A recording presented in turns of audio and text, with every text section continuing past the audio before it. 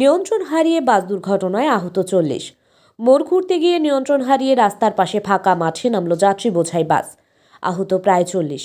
বর্ধমান থেকে মন্তেশ্বর যাওয়ার পথে একটি যাত্রী বোঝাই বেসরকারি বাস মোড় ঘুরতে গিয়ে নিয়ন্ত্রণ হারিয়ে রাস্তার পাশে একটি ফাঁকা জমিতে নেমে পড়ে।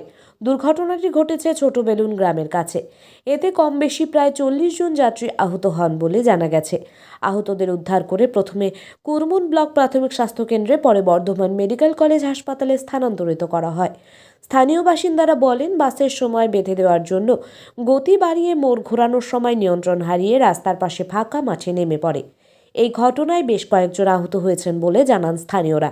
দুর্ঘটনার পর স্থানীয় বাসিন্দারা তৎক্ষণাৎ উদ্ধার কাজে হাত লাগান।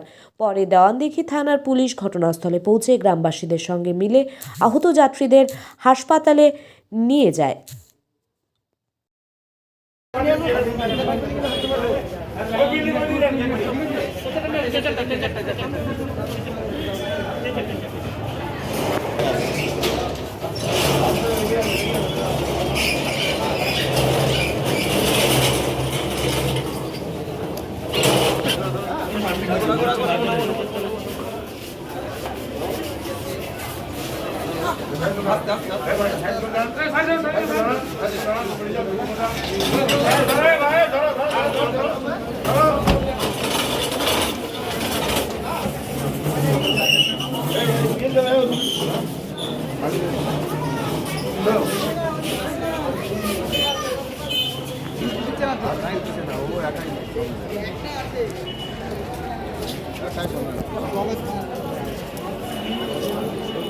কদিন পর বেরোলাম মানে আমি কদিন পর আজকে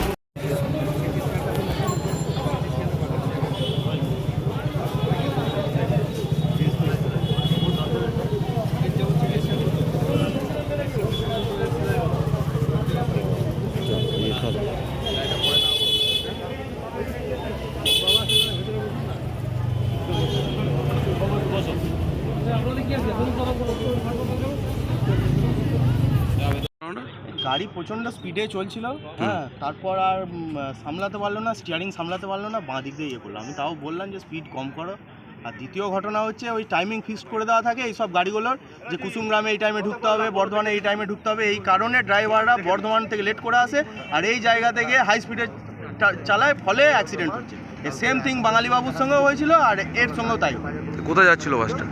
এ যাচ্ছিল আপনার বামুনাড়া, কুসুমগ্রাম বামুনাড়া। বর্ধমান থেকে যাচ্ছিল? হ্যাঁ, বর্ধমান থেকে। এই দ্বিতীয় দিনের এই ঘটনা, বর্ধমান থেকে লেট করে বেরোবে আর প্রত্যেক দিন এই সব এরিয়াতে একদম হাই স্পিডে যাবে। কতজন আহত হয়েছে?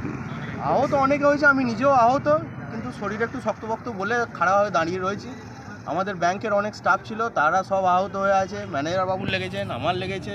হ্যাঁ, আরও দুজন কুরমুন হসপিটালে অ্যাডমিটেড হয়েছে, পুলিশ সাহেবরা নিয়ে গেলেন সাহেবরা। আপনি কোথা থেকে যাচ্ছিলেন? আমি বর্ধমান থেকে যাচ্ছিলাম, আমার সিজনা ব্রাঞ্চ। কোনো ব্যাংকে? হ্যাঁ। আপনার নাম? আমি এক্স সার্ভিসম্যান, এখন ব্যাংকে। আপনার নাম? চন্দন হাজরা।